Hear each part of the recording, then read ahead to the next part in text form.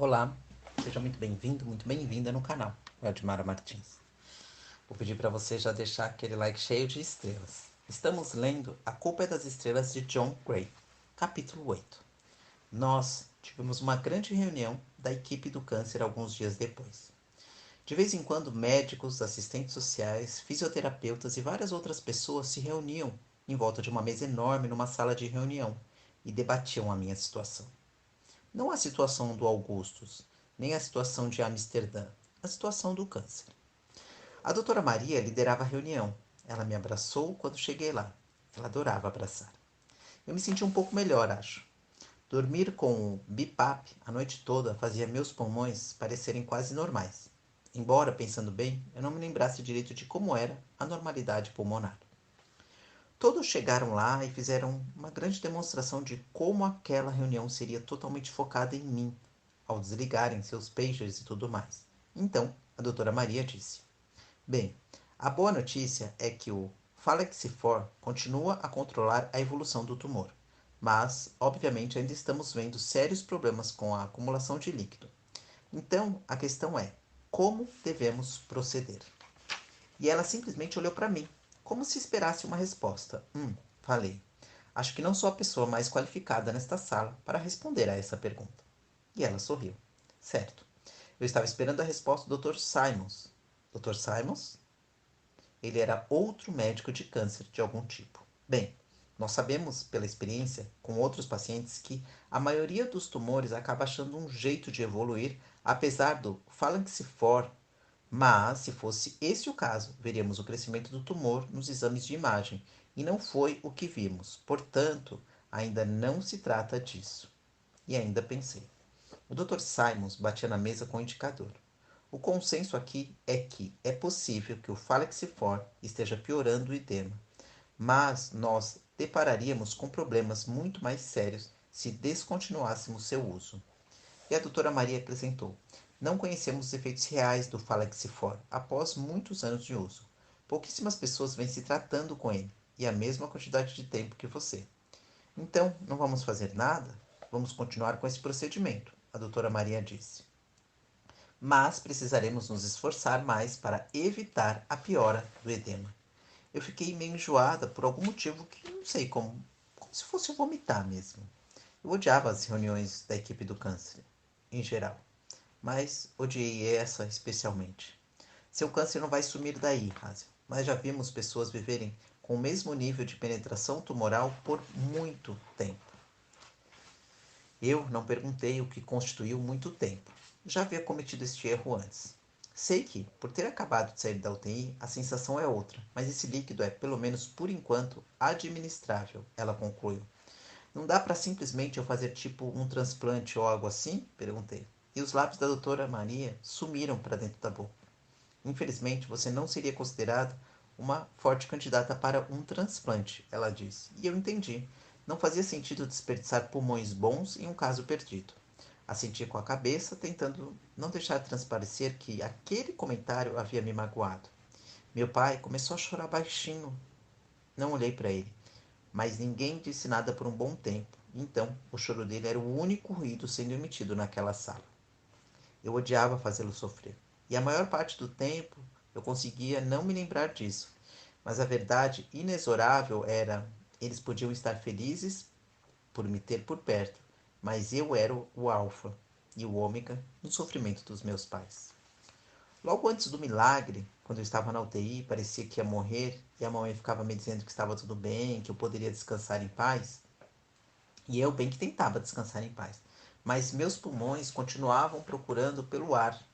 E a mamãe solucionou algo no peito do papai que eu preferiria não ter ouvido, e esperava que ela nunca descobrisse que eu ouvi. E ela falou: Eu vou deixar de ser mãe. E isso arrasou comigo.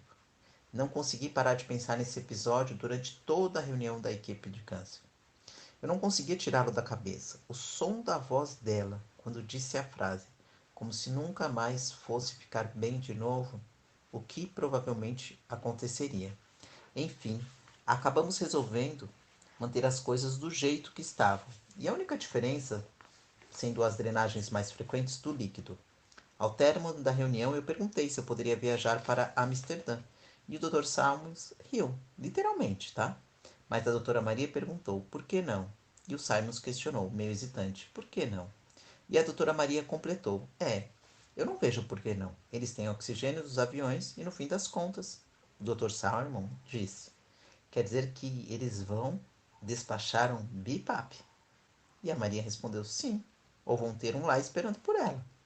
Colocar uma paciente, nada menos que um dos sobreviventes mais promissores do Falexifor, a 8 horas de voo da única médica intimamente familiarizada com o caso dela, é a receita para um desastre. A doutora Maria deu de ombros. Aumentaria alguns riscos, ela reconheceu. E depois virou para mim e completou. Mas é a vida dela. Só que, nem tanto. No carro, na volta para casa, meus pais decidiram. Eu não iria a Amsterdã a menos e até que houvesse um consenso entre os médicos de que seria seguro para mim. O Augustus me ligou naquela noite depois do jantar e eu já estava na cama. Meu toque de recolher havia mudado provisoriamente para logo depois do jantar, gente. Apoiada num zilhão de travesseiros, o azulzinho do lado, computador no colo, eu atendi falando logo. Má notícia. E ele disse, merda. O que aconteceu? Não posso ir a Amsterdã. Um dos meus médicos não acha que seja uma boa ideia. Ele ficou calado por um instante. Cara, disse por fim, eu deveria ter pago a viagem com meu dinheiro. Devia ter levado você direto dos ossos maneiros para Amsterdã. Mas aí eu provavelmente teria tido um episódio fatal de desoxigenação em Amsterdã. E meu corpo teria sido despachado de volta no compartimento de carga do avião, falei. Pode ser, ele disse. Mas, antes disso, meu gesto, extremamente romântico, com certeza, teria levado você direto para minha cama.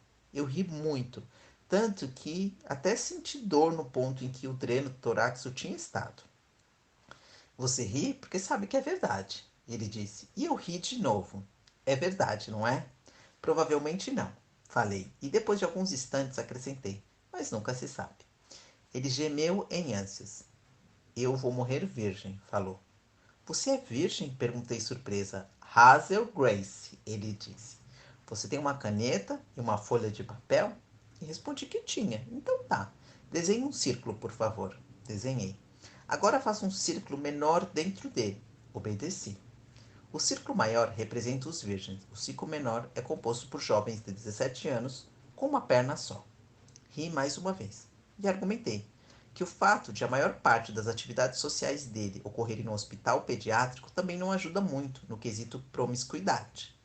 Aí falamos sobre o comentário extremamente genial de Peter Van Hout quanto à meretricidade do tempo e, mesmo eu estando na minha cama e o Augusto no porão dele, realmente deu a impressão de que estávamos de volta àquela terceira dimensão invisível, sabe? O lugar que gostei muito de visitar na companhia dele. E depois que eu desliguei o telefone, minha mãe e meu pai entraram no meu quarto. E mesmo a minha cama não sendo grande o suficiente para nós três, eles se deitaram comigo, cada um de um lado. E todos assistimos o Anthem na minha televisãozinha. A garota de quem eu não gostava, Selena, tinha sido eliminada do programa, o que, por algum motivo, me deixou bastante satisfeita. Então mamãe me conectou no Bebop, ajeitou as cobertas em cima de mim, papai beijou a minha testa, um beijo arranhado, de barba mal feita, sabe? E por fim, fechei os olhos. Basicamente, o BiPAP fazia era consumir o controle da minha respiração, o que era muito incômodo, mas o grande barato era o barulho que fazia, ressoando a cada inspiração e chiando quando eu expirava. Eu ficava pensando que aquele som parecia de um dragão respirando, e ao mesmo tempo que eu, como se eu tivesse um dragão como bicho de estimação, aninhado junto a mim, e que se importava tanto comigo que até sincronizava sua respiração com a minha. Estava pensando nisso quando mergulhei num sono profundo.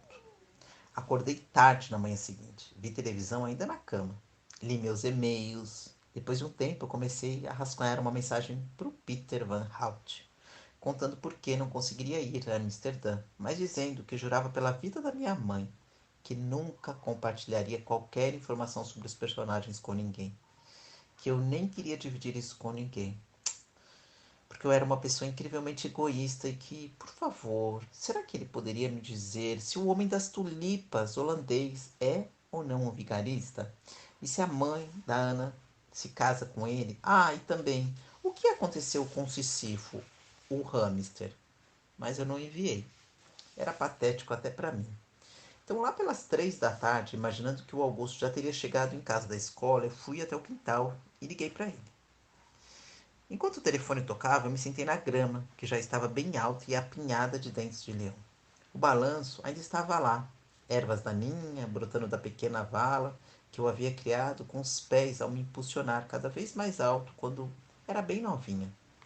Eu lembrei do dia que papai trouxe para casa o kit de balanço da Toys e montou aquele aparato no quintal com a ajuda de um vizinho. Ele insistiu em se balançar, primeiro para testar a resistência do brinquedo. E o troço quase quebrou todo, sabe? O céu estava cinzento e nublado, mas não chovia ainda. Eu desliguei quando vi a voz de Augusto na saudação da caixa postal e coloquei o telefone no chão ao meu lado.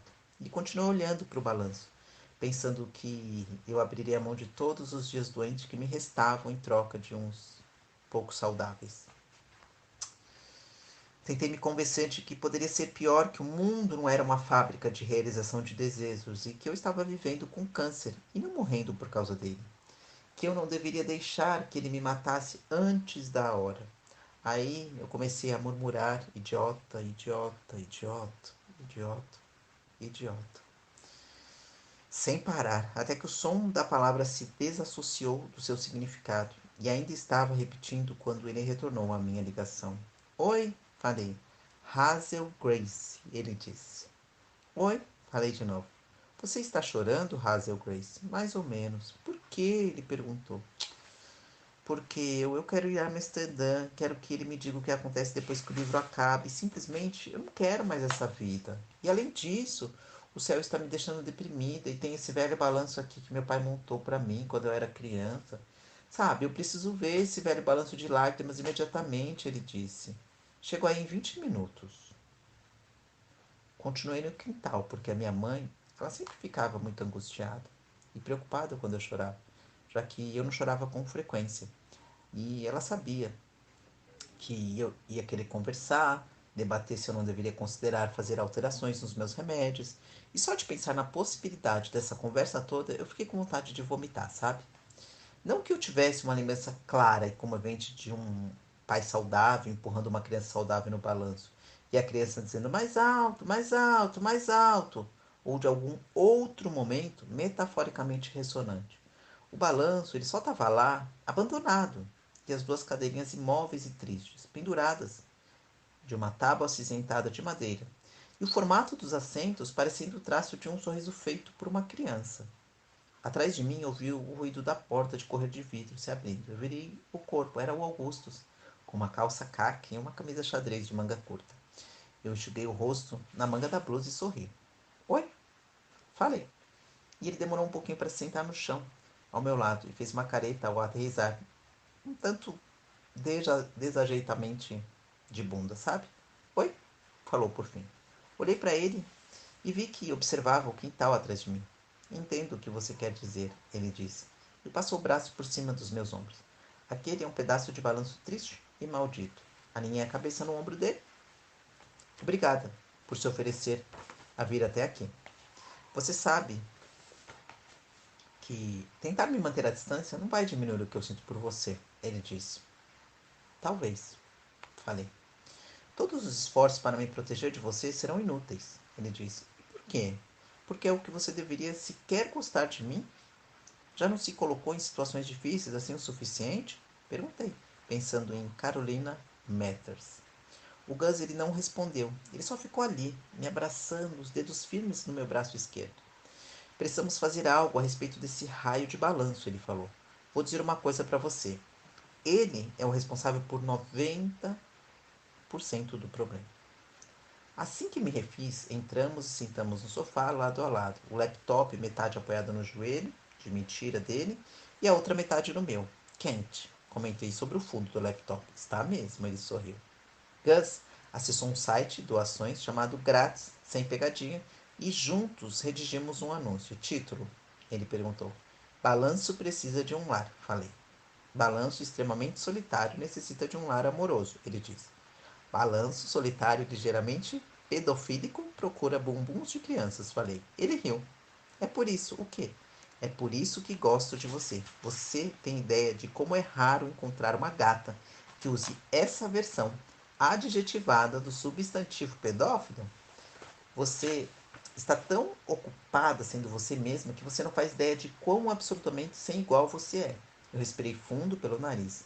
Nunca havia ar suficiente no mundo, mas a carência dele, naquele momento, estava particularmente crítica. Escrevemos juntos o anúncio, fazendo as devidas edições, as nossas ideias conforme íamos digitando e, por fim, acabamos com o seguinte texto: Balanço extremamente solitário necessita de um lar amoroso. Um balanço bastante usado, mas em condições estruturalmente boas, procura um novo lar. Crie lembranças com seus filhos ou filhas para que um dia ele ou ela ou eles olhem para o quintal e sintam o mesmo tipo de sentimento que experimentei essa tarde. Tudo é frágil e efêmero, caro leitor, mas com este balanço seu filho conhecerá os altos e baixos da vida devagar e com segurança. E também poderá aprender a lição mais crucial de todas. E não importa o quão forte seja o impulso, não importa o quão alto se chegue, não será possível dar uma volta completa. O balanço reside atualmente na rua 83, quase esquina com a Spring Mill. Depois disso, ligamos a televisão por um tempo, mas não conseguimos achar nada que nos interessasse. Então eu peguei o exemplar de Uma Aflição Imperial da mesa de cabeceira. Levei o volume para a sala de estar e o Augustus leu algumas páginas para mim, enquanto mamãe, que preparava o almoço, escutava. O olho de vidro da mãe da Ana virou ao contrário. O Augusto começou. Enquanto ele lia, eu me apaixonei, do mesmo modo que alguém cai no sono, gradativamente, de repente, de uma hora para outra. Quando eu verifiquei meus e-mails, uma hora depois eu descobri que havia vários candidatos para o balanço, dentre os quais poderíamos escolher. No fim, selecionamos um cara chamado Daniel Alvarez, que anexou uma foto de seus 3 filhos jogando videogame. E no assunto do e-mail ele escreveu: Só quero que eles brinquem ao ar livre. Respondi a mensagem dizendo que poderia buscar o balanço quando bem entendesse. O Augustus me perguntou se eu queria ir com ele à reunião do grupo de apoio, mas eu estava muito cansado depois de passar um dia inteiro ocupado tendo câncer, por isso eu inclinei do convite. Aff.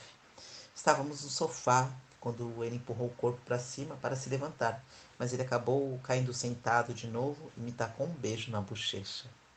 Augustus, exclamei. Beijo de amigo, ele disse. Empurrou o corpo para cima novamente, só que dessa vez permanecendo de pé. Então, deu os 2 passos na direção da minha mãe.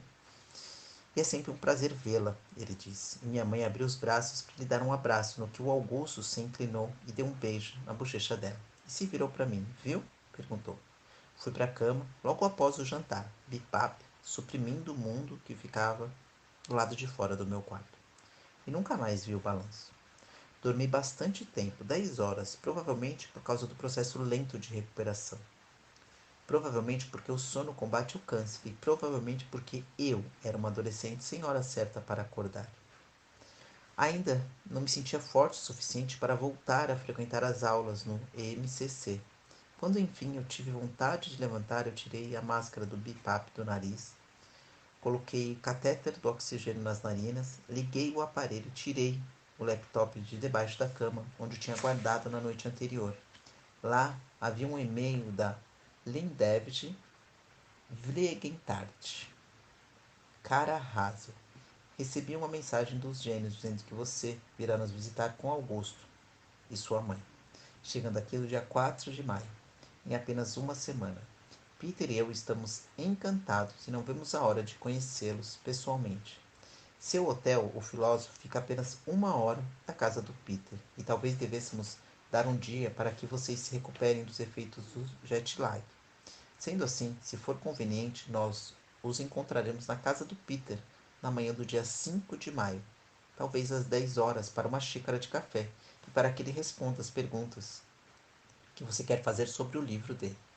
E depois disso, nós poderíamos talvez fazer uma visita a um museu ou à casa de Anne Frank.